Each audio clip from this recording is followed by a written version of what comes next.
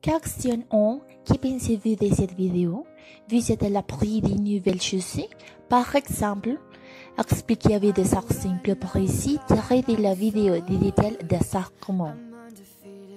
Mère 17 milliards. Raconte l'histoire des Vêtes, une mère des familles américaines militantes des droits de l'enfant. À travers sa propre histoire familiale et sa rencontre bouleversante vers un jeune Éthiopien, Vêt, prend conscience de l'impact dramatique d'une population planétaire en croissance exponentielle sur l'avenir de nos sociétés et de notre planète. Avec les diverses pertes de renommée mondiale, le film illumière le lien entre la croissance de la population, notre système économique, la condition de la femme et les prescriptions religieuses. Mother est un film qui interpelle. Il contribue à sortir de l'ombre un sujet capital, souvent considéré comme tabou et qui se doit d'être replacé au centre de réflexion dans la sphère publique. Question 2. Que pensez-vous de la croissance démographique de l'humanité et de son impact sur l'environnement? Expliquez avec des arts simples, précis des détails des arts communs. Quel est selon vous le plus important pour la planète? Les contrôles démographiques ou les contrôles de la consommation actuelle? Expliquez avec des arts simples précis des détails des arts communs.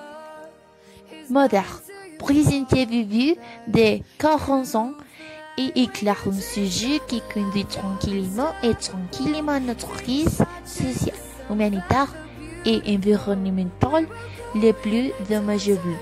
Croissance démographique. En 2011, la population mondiale a atteint 7 milliards d'habitants pour la première fois, soit 7 fois plus qu'il y a 200 ans. La croissance démographique a été une fois un titre de l'agenda international et a déterminé les premiers jours de la Terre. Élever cela tels que des populations vont d'Arlique. Depuis 1960, la population a augmenté de 3 milliards d'habitants et a presque doublé. Et même temps, cependant, il est devenu politiquement incorrect de parler de croissance démographique et de surpopulation en raison des questions sensibles telles que la religion, l'économie, la planification familiale et les inégalités entre les sexes. Question 4. Et vous, votre famille, vos amis, êtes-vous sensibilisés à la protection de l'environnement et au respect de la planète?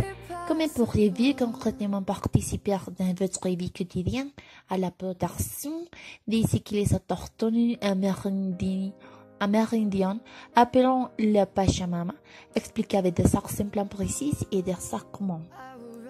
L'environnement est constitué de l'ensemble de la biodiversité terrestre et marine, c'est-à-dire toutes les espèces animales et végétales ainsi que les écosystèmes dans lesquels ils évoluent. Ces ressources naturelles sont indispensables à la vie de l'espèce humaine et de la Terre.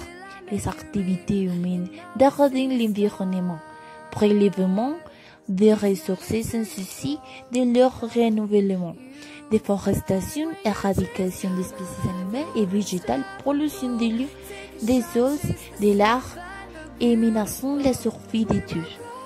L'enjeu environnemental du développement durable est pour objectif de mettre en œuvre des actions au quotidien pour réduire le gaspillage, limiter les pollutions, économiser les ressources, afin de les préserver pour maintenir les vies sur Terre. La protection de l'environnement requiert une volonté politique, une implication forte des entreprises, des pouvoirs publics, de tous les citoyens, une évolution des mentalités et des changements des comportements de tous.